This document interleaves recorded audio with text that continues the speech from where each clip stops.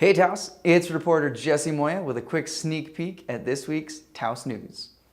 In the courts, our sister paper, the Santa Fe New Mexican, made the trip down to Albuquerque on Tuesday to cover the first appearances for 5 defendants arrested at a compound near Amalia in early August. After child abuse cases were dropped against the 5 last Wednesday, the FBI filed federal charges. Reporter John Miller and photographer Morgan Timms returned to Amalia to talk about recent events with the locals who shared their perspective on a part of northern New Mexico that started to change long before 5 people were arrested north of Amalia in August. A car rolled over near Red River took a 63-year-old man's life on Sunday. A 13-year-old boy was also injured in the crash, but was stabilized after emergency surgery at UNM-Taos in Albuquerque. Both were from Oklahoma. In sports this week, the Taos Tigers were victorious in their home opener, toppling the Toppers in a 47-0 rout at Anaya Stadium.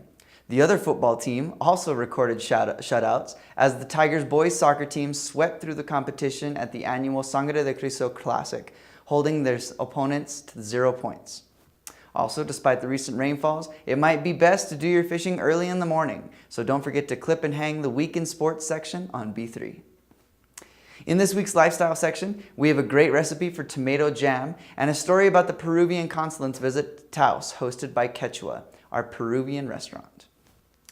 New Mexico gubernatorial candidate Michelle Lujan Grisham stopped in Taos this weekend and was met by a large crowd of supporters at Mayor Dan Baroni's North Side El Prado home. We'll continue with our governor race coverage, including letting you know when Lujan Grisham and Republican candidate Steve Pierce will be in Taos.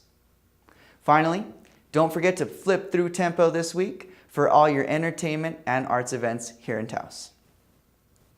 That about wraps it up for this sneak peek. Be sure to check us out on Facebook and Twitter, and don't forget to pick up your copy of this week's Taos News.